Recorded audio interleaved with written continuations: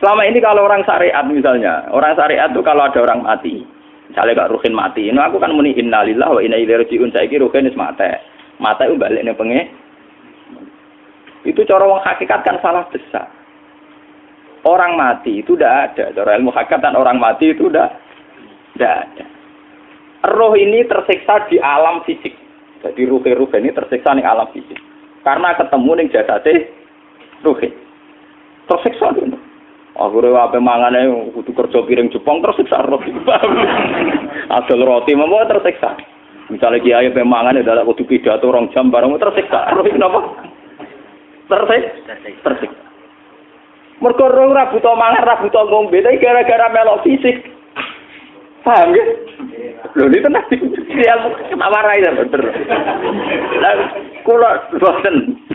Sampeyan betul lho guru waras maksudnya nggih. Artinya waras secara akademik karena ada referensi, ada marojek nggih.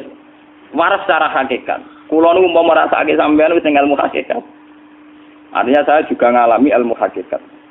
Lan ketika sing aran hikam wong ra tau muka safar ora dadi ulama. Wis entah sekian detik ulama itu harus pernah muka safar. Biar merasakan ilmu napa aja. Kita sering dengar entah itu mubalek, entah kiai, entah siapa saja pokoknya dari mangkola la ilaha illallah dakhalal jannah. Wonten sing nambahi mustaiqinan biha qalbu napa mukhlison biha qalbu. Artinya ada yang nambahi mustaiqinan biha qalbu sing atine yakin tenan, wonten sing mukhlison biha napa qalbu sing ikhlas tenan mesti dakhalal jannah. Bahkan ada hadis yang lebih ekstrim gini ku zaman niku Abu Dzar sebagai seorang sahabat itu mensomasi. Ya Rasulullah wa in zana wa in saraka senajan to ya tau gento tau nyolong. Nabi jawab ya wa in zana wa in saraka senajan to tau gento tau nyolong. Abu Dzar cek protes, mosok Nabi wa in zana wa in saraka ya wa in zana wa in saraka.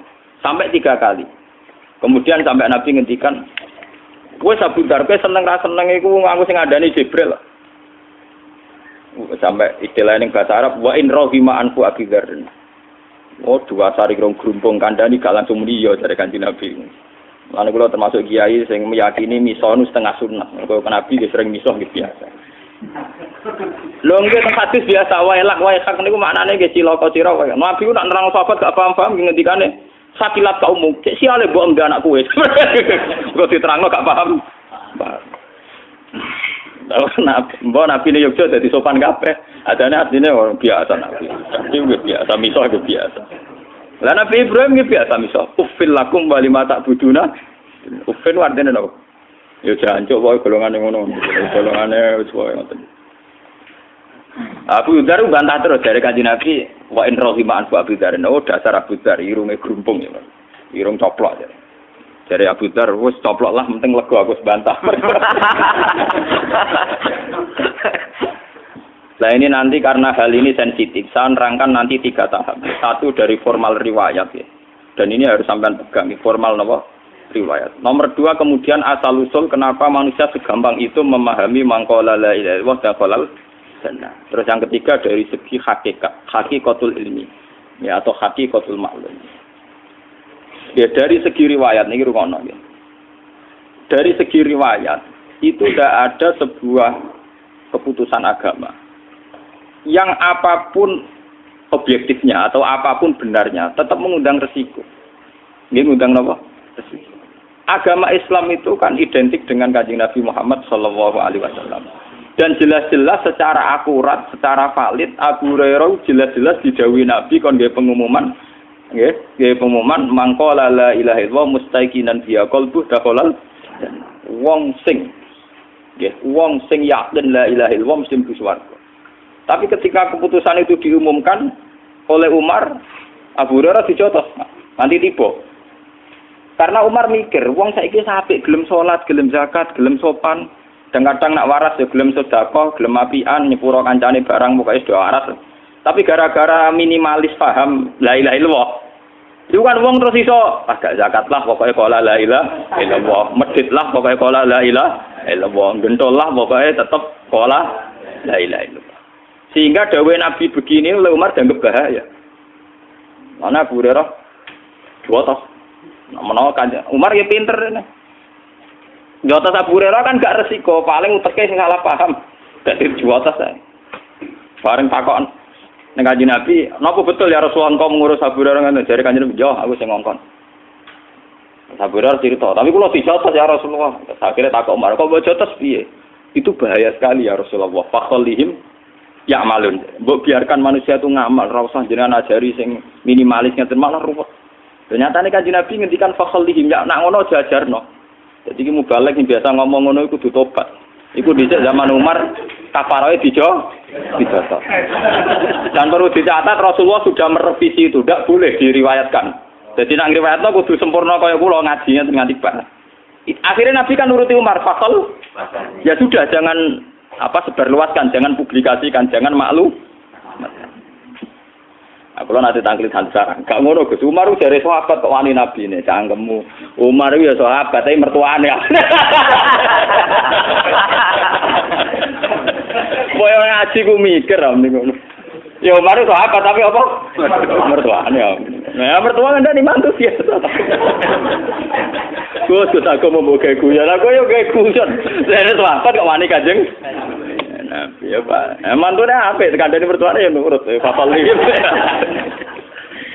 Ini dari segi apa? Riwayat. Riwayat absah yang diyakini sahih oleh ulama. Ini ku Bukhari napa? Muslim. Mbok takokno ulama Wahabi dadi Allah nggih ngakon. Kalau Bukhari Muslim itu kitab sahih. Kemudian kedua riwayatnya Mu'ad. Ngene iku pas nate sak unta, sak tunggangan mbek Kanjeng Nabi dawuh seperti yang didhawuhna ning gone Abu Hurairah. Pokoknya mangkola la ilaha iku haramahu alam, nah gak bakar mlebu neraka. Tapi ketika Mu'ad ini berbalik, yes, kalau riwayatnya Mu'ad itu berbalik, artinya ketika Nabi ngendikan begitu, Mu'ad langsung senang. Ya Rasulullah, afala ubasyiru binnas. Ini kan berita baik, apa boleh saya umumkan? Jadi Mu'ad langsung ingin supaya umat itu senang. Afala ubasyiru binnas. Ini kan berita baik, apa boleh saya umumkan? Jawab Kanjeng Nabi, "Idzan yattasiru." Aja umum nongko wong terus lampati ngamal, mau mentang-mentang sak la ilaha illallah. Ini perlu sampean catat. Akhirnya Mu'ad menceritakan hadis itu nunggu mau mati. Selama mata kelerek-kelerek. Iku lagi nyeritakno hadis iku. Jadi dianggap ilmu pamungkas, ciri utama ilmu pamungkas itu digakno nek wong ape mati ora dienggo pidato, paham gitu. Lha ben sampean ngerti, ini asli riwayat lho. Akhirnya Mu'ad mau kapundhut itu diceritakno hadis iku. Taat tuman mergo wedi dosa kitmanul. Sehingga mulai angkatan sahabat tabi'in ini kira nyeritakno hadis iki ngenteni meh mati, paham ya? Ora go modal pidato. Saiki mboten enten etika ngoten mboten. Sing pidato ya mergo ora paham. Aku yakin sing pidato ora tau maca hadis iki lengkap. Wong dene dhewe ya ngutip. Sing rungokno ya tambah ora paham. Wes ora paham seneng mergo mlebu swarga murah, cocok akhir paham ya. Jadi ku asal usule nih. Tapi teks asli tentang jaminan mangkola la ilaha illallah dakhalal jannah itu ngalami kayak begini. Ngalami dialog ilmiah, ngalami pertimbangan sebab akibat. Dan akan bahaya kalau manusia meyakini la ilaha illallah kemudian langsung dakhalal jannah. Makanya Nabi disomati Umar, "Fakholihim ya'malun." Jangan begitu ya Rasulullah, manusia biar saja. Enggak usah ngendikani begitu, mari enak-enakan. Enggak usah ngamal mergo mentang-mentang wis sekolah la ilaha illallah. Ya, itu dari segi riwayat. Akhirnya dari Nabi sampai tabi'in sampai kita, riwayat itu sampai kita itu nunggu inda wautihi, yaitu kalau sudah mau mati baru diriwayatkan ke muridnya, ke anaknya. Begitu terus. Sampai zaman edan ini juga modal bidah. Mulane kadang bener riwayat zaman akhiru kasirun kutoba qalilun ulama. Sing tukang pidato akeh, ulamae mesti tidak. Artinya apa? Agama yang sampai ke masyarakat itu kan yang versi mubalek. Karena rata-rata ulama ora iso pidato, mergo ora lucu. Sing pidatone lucu laris, tapi cara menyebarkan agama bener ora tau sinau. Lah dina mlepuk ping 3 le sinau kapan? Paham? Dina kok pidato ping iku le mutolaah aku kapan? Gua boten nate pengajian teko. Mbok tampa kula ngundang pengajian iki boten nate. Omong terkenal. Boten nate. Tapi rata-rata sing diundang balik rata-rata nate ngaji kula, mesti kula nuwun tenan. Ampun tenan. Nggih itu juran kula nggih sing khas ulama ben ulama. Ulama wis mulang ngaten iki ora usah pidato. Sing ngundang dosa. Paham? Ngundang dosa. Kula sering diundang tiyang tak omongi, kowe ojo gambar ulama-ulama kon pidato.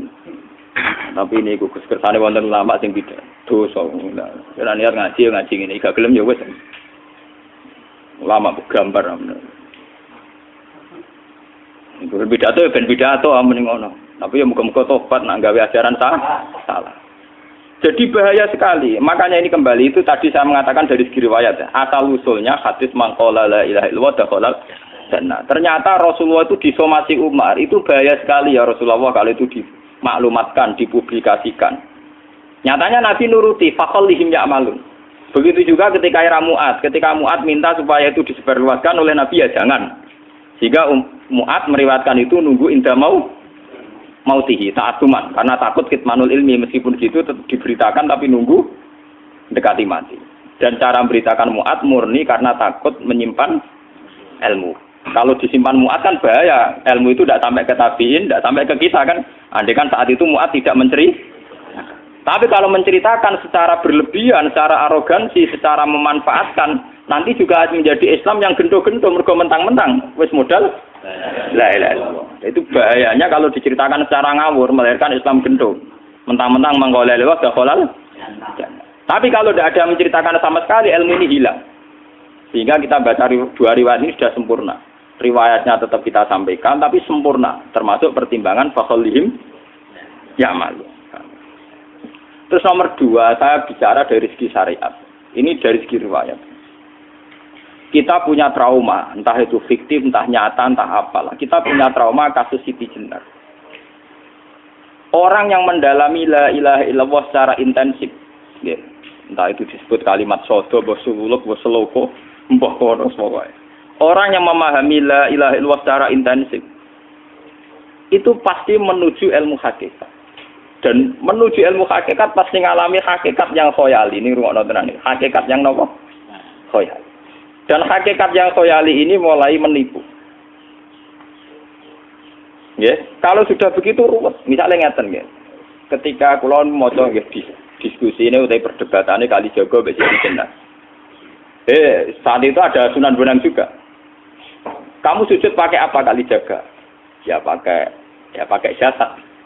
Dari Siti Jenar, daging kamu itu hanya onggokan daging. Nanti itu jadi bangkai. Dan setelah jadi bangkai itu habis. Kamu nanti ditulis Tuhan tidak termasuk yang sujud. Kebuat yang mbok sujud itu sebentar. Mikir kan juga. Rugi ke sujud ke badok ke tangan. Jasa tem sebentar pun teh. Orang orang sing cerita kowe nak sujud mergo jasa itu mau sebentar dadi bang. Lah nek ngono sujud ning hakikat ora usah bathuk, ora usah tangan, ora usah sikil, yo rohom iku lho kon sujud mbek pangeran. Nek sujud mbek fisik ku rugi wong fisik sobanen. Mikir kali. Wong bolak-balik kali Joko ku mantan wali preman terus jadi debat pusing. Siti Jenar tahu belajar tak tahu ning Irak. Sing jelas sing mulang gak satem ora menangi. Wah, ini menjadi perdebatan. Sehingga keyakinannya kayak Siti Jenar, la ilaha illallah itu ya wahdatul wujud itu, innalillahi wa inna ilaihi. Selama ini kalau orang syariat misalnya, orang syariat itu kalau ada orang mati, misalnya Kak Ruhin mati, ini aku kan muni innalillahi wa inna ilaihi raji'un, saiki Ruhin wis mati. Mati itu balik ning penge. Itu cara wong hakikat kan salah besar.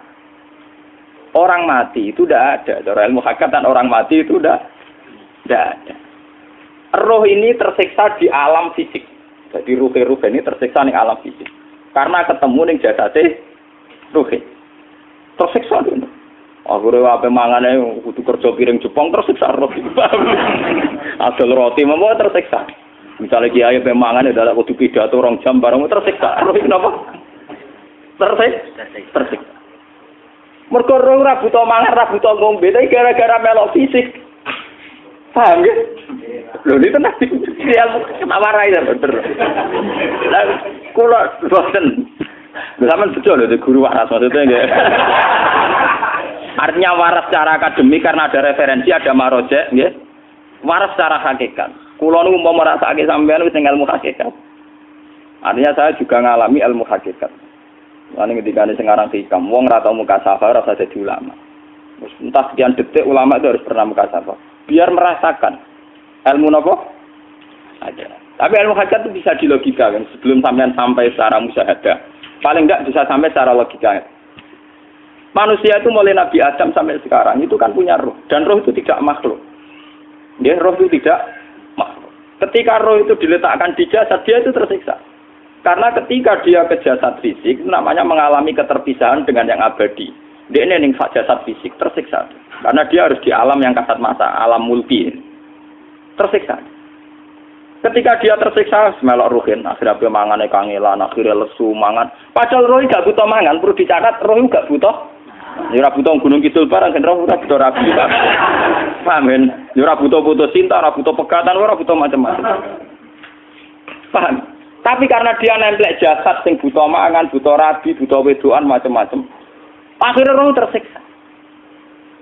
Suatu saat kalau roh ini dalam bahasa manusia mati, ini dalam bahasa manusia mati. Ini hakikatnya roh itu tidak mati, dia kembali ke habitatnya. Ini disebut innalillah. Kita ini dari awal ya dengan Allah. Wa inna ilaihi juga kemudian nanti kita pasti kembali ke Allah. Dan itu diyakini betul oleh orang wahdatul wujud. Jadi kalau roh mati itu ya tidak ada mati. Terus sekarang itu kembali karena sudah lama mengalami keterpisahan mergo melok fisik-fisik dak ono kerja dasinan, ono nggo proposal lan ruwet to roh ku melok. Paham itu? Kita di roh ku napa melok roh. Lah roh ya tersiksa ngaku ora butuh mangan, ya ora butuh proposal bocah ngalor. Itu tersiksa. Makanya dalam cerita-cerita Jalaluddin Rumi yang otentik di kitab-kitab begitu. Ketika beliau mau meninggal, muridnya itu nangis. Dari Jalaluddin Rumi, kamu jangan nangisi saya ini mau pesta, saya ini mau pesta perkawinan. Kamu tidak merasakan penyesalan saya ini lama menyesal karena harus hidup bersama kamu. Terus saya ini tersiksa karena ngalami alam yang rusak, yang fana. Alam yang fana. Harusnya roh saya itu di alam abadi, bukan di sini. Maka jangan tangisi kematian saya. Kematian saya adalah kembalinya roh ke habitatnya. Semenjak itu kematian dianggap malam perkawinan. Karena roh kembali. Walhasil nguniku cara ilmu tasawuf bahasa Arab jenenge wahdatul wujud. Kena Jawa, Yogyakarta, Solo, Keadaan jenenge manunggaling kawula. Mergo sing rawan ngono rugen. Pak nek tak terangno detail. Dadi bathuk mesti iki buku sujud kan. Niku sampeyan ilang. Dadi seksine terlalu ngawur cara teorine sinten Siti? Rugi kowe. Jadi ya kentur.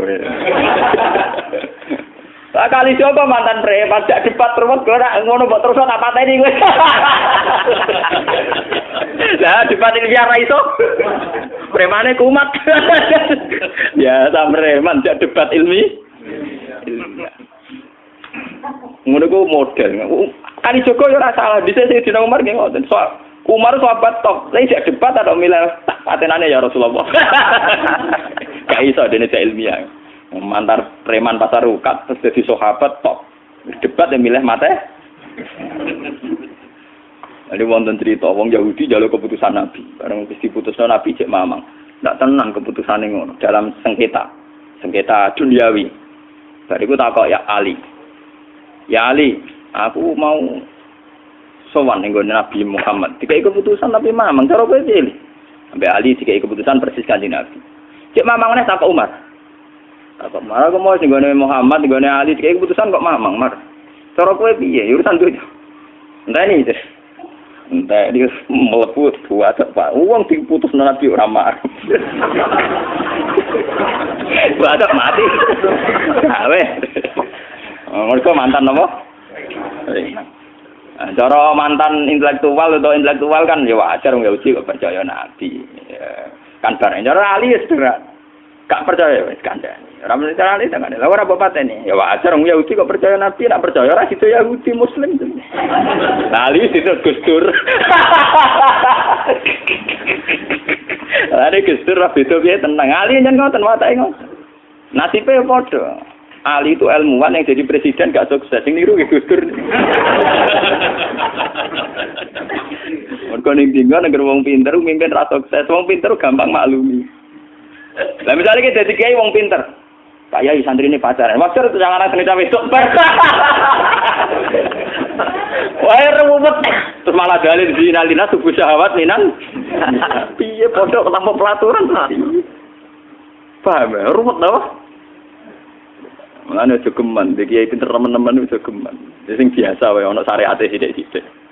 Sing kemana ono santri pacaran tersinggung, ono santri nakal tersinggung, sing ono rasane lha donya ono napa?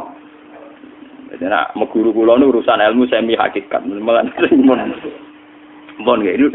Sehingga kayak Siti Jenar, cara pandang Siti Jenar itu masuk betul ning gone pemikiran para santrinya. Kados Ki Ageng Pengging siapa masuk betul karena masuk akal. Cara mereka napa? Betapa tidak ada artinya fisik ini. Nah, kalau semua fisik ini tidak ada artinya, kemudian yang ada artinya itu roh, perjalanan apa? Perjalanan roh, sehingga diartikan inna lillah wa inna ilaihi raji'un. Inna sholati wa nusuki wa mahyaya wa mamati lillah. Lah kemudian sekarang sampean tak tanya misalnya ini latihan ilmu hakikat. Wa mahyaya lan penguripan ingsun. Kalau ingsun itu artinya fisik atau jasad, itu keliru besar karena jasad tidak pernah hidup. Yang hidup itu roh. Paham ya? Sekarang artinya wa mamati itu apa? Kematian ingsun. Kalau roh itu tidak pernah mati, berarti kematian roh adalah keterpisahan dengan yang agung atau yang abadi. Dan semuanya itu lillahi rabbil alamin. Sehingga mereka mengatakan kematian itu satu pesta. Mulane kados Bilal ditakoki, ya Bilal, ketika murid-muridnya nangis bergape mati, Bilal ge seneng ae. Godan nalqal ahibbah Muhammad dan wa hisbah. Ya nak mati malah seneng tuh ketemu kekasihku. Sebab itu kematian tidak pernah jadi problem bagi mereka sing soleh, sing menembus ilmu hakikat. Paham? Tapi ilmu hakikat kayak ini itu yang diyakini Siti Jenar, diyakini Jalaluddin Rumi, diyakini para wali-wali wahdatul wujud. Dulu Syekh Husain Sinten Al-Hal. Itu kemudian melahirkan prahara syariat. Prahara apa? Syariat. Sebab itu Wali Songo, oke Siti Jenar benar dalam filosofinya, tapi harus dibunuh. Karena menjadi prahara syariat.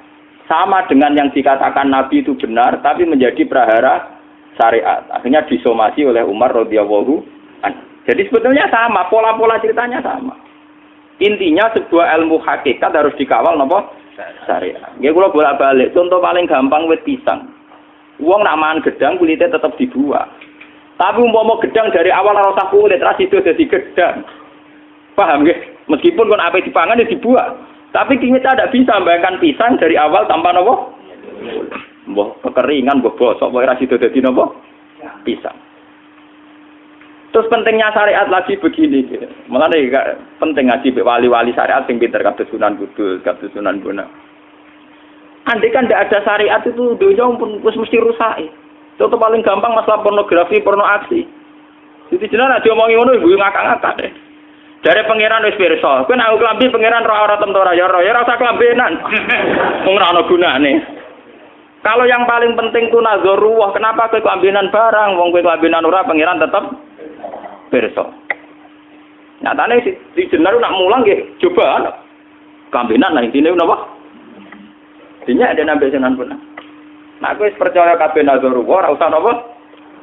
Klambenan. Tetapi teori ora usah klambenan iki dienggo tenan. Mulane nek pas wiridan aliran sesat ciri utama. Kira klambenan tenan. Lah ruwet to.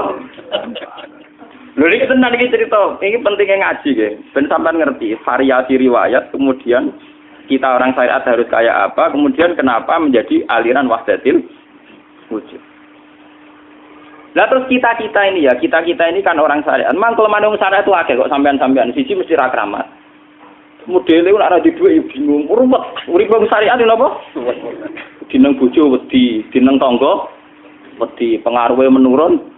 Pancen orang syariat itu banyak kriminal tauhidnya itu memang jelas. Malah kiai-kiai fikih nak ketemu kiai-kiai sing setengah jadah wedi mergo iso nebak atine. Ndekne meriang langsung. Sing kiai ra tau salat keramat padahal ngambungan wong. Sing dina salat pas waktu kok ora tau keramat. Wong ape buah utang tanggane keramat apane? Sing kono ngawur-ngawur sowan pirang. Meriang mulai wong syariat ngadepi wong hakikat napa? Mulane jogeman ge dadi wong syariat sing ngene iku bahaya. Nah kula mboten ngarah. Sampai dadi wong syariat sing ra keramat. Bahaya sekali itu bagi perjalanan agama. Kalau sering ketemu kiai-kiai yang terkenal keramat di juaduk tiang-tiang hakikat. Ditantang kanca-kanca kok wani, nah tantang aku tetep rawani kok. Mikir deh. Karena orang yang sama-sama ke jalur hakikat tetap punya alamat, tetap wonten simahum fi wujuhihim min atharis sujud. Cara pandangnya mesti sama. Lalu kalau nanti ketemu murid, ya artinya yang ikut aliran Siti Jenar, dia ada sholat, ada apa, hidup di satu tempat gitu. Padahal dia bisa baca ihya. Dulu pernah mondok di Mekah, pernah di Irak. Itu ya meresahkan para kiai. Kemudian sebagian mereka minta saya suruh ketemu. Ya walhasil kalau ketemu pertama ya. Jenengan Gus Bah, tapi zaman roh jenengku teu pernah tak arani muka sapa. Nggih biasa mawon. Kula ora usah kenal jenengan nggih kenal. Dadi nggih kula nggih biasa mawon. Lah niku pernah ngajar ajaran ning. Saya Gus ning donya tak enteni mau turu ngenteni mati ngono Gus kok repot. Ijaban kula terus enak. Sampai jare wong hakikat wong ngenteni mati barang. Ya mati wis saiki iku. Ora usah ngenteni saiki padha-padha wis napa? Wis mati. Ya saiki wis padha-padha wis urip. Wis padha kabeh. Nah, cara ilmu hakikat itu kan terus sama semua. Napa? Sama semua. Tadi makanya itu tadi. Kalau baleni malih, logika hakikat itu begitu ya. Roh itu ditiupkan oleh Tuhan ke kita. Kemudian roh karena ikut alam fisik, alam jasad, roh ngalami yang kita alami. Nggih. Ketika roh ngalami yang kita alami, dia tersiksa. Nah, ketika roh sudah terpisah dari jasad yang mengekang, yang memenjara ini, dia senang terus kembali ke Tuhan. Ini disebut innalillahi wa inna ilaihi. Lah jasad ini kemudian menurut ilmu hakikat enggak ada gunanya sama sekali total. Hilang di telan tanah. Lah kalau begitu jasad ini nak mbok agul-agulan, Gusti bathuk kula tak nggo sujud tangan kula ndi buktine tanganem wis ra ono. Bathuk wis ora. Mulane dari Siti Jenar, hanya wali bodoh kayak kalian yang punya ajaran bodoh begitu. Malah rasupan terus.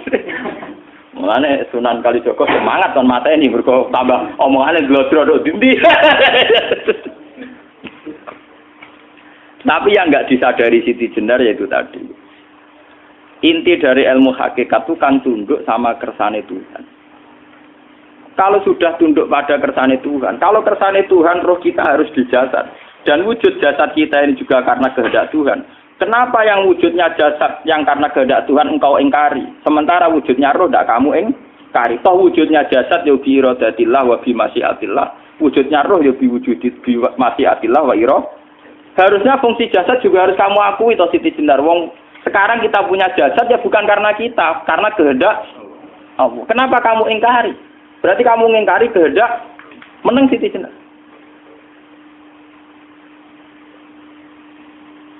Makanya hakikat yang pertama SMI itu pasti khayal. Lah Siti Jenar itu hakikatnya baru yang sampai khayal itu. Jika dia tersesat. Sebetulnya kalau sudah hakikat beneran itu tidak perlu khayal begitu.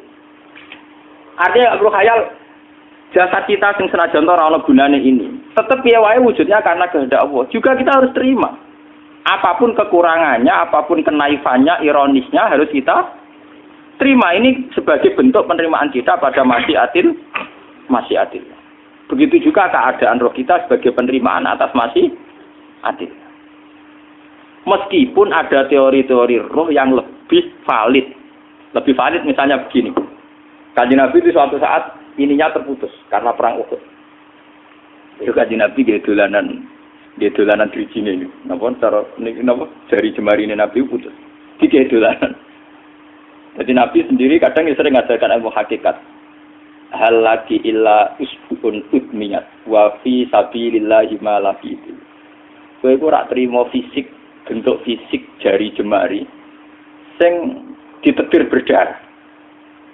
Tapi nak kowe wis fi sabilillah ayo wis balik ning habitatem. Sehingga kenapa para sahabat itu ketika dicincang, ketika putus tangannya, putus kakinya, sahabat yang usul ke ilmu hakikat itu malah senang. Karena jasad kita ini kan ila sabilillah menuju jalan Tuhan.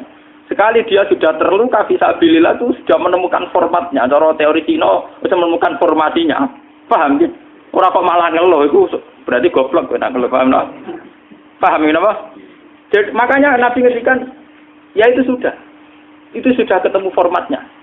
Ketika rohnya para syuhada nanti kembali ke Tuhan ya ketemu formatnya lagi. Itu disebut wala taqulu lima yuqtalu fi sabilillahi amma. Dia tidak mati sesuai formasi awal, yaitu roh kembali ke Tuhan dan jasad ikut mengawal. Lah itu Nabi kadang ya pakai ilmu hakikat begitu. Mulane kula bolak-balik matur, kula niku nggih mulai umur 20 tahun napa pinten. Kula niku asline nggih gadah penyakit dan ekstrim penyakit saya. Sampai saat ini kula nak ngobatno ndak lebih 50% nggih karena saya tetap berpikir. Misalnya cara syariat kan berubah, tapi cara hakikat apa betul keberadaan saya di alam ini penting. Sehingga aku kepengen urip tak bela-belani ngantek ratusan juta. Jangan-jangan penting mati ku timbang uripku. Lah nek ngono lha apa tak bela-belani? Entek ratusan juta. Jadi misalnya kita berobat ya mau ya dari nabi kan berobat ya berobat. Pokoknya kita Islam masih mau gerutu kadang orang paham. Sekali kamu mengamati dengan sisi hakikat. Lah coba sekarang sampean pikir, coba sekarang nggak pakai logika hakikat, pakai logika syariat saja. Saya ini misalnya asetnya 10 juta, misalnya, saya punya aset 10 juta. Tapi misalnya aku rugi nawar atau dipengaruhi di masa depan sama nih. Kalau kulo kan sangane cara teori di masa. Misalnya kulo rugi, artinya kere di duit 10 juta aset. Tujuan saya sembuh kan supaya aku iso sembuh sehat, engkau iso kerja untuk anak. Tapi karena saya sakit nanti operasi tidak 10 juta. Operasi tidak 10 juta. Wong aku repera mesti iso marisi anak.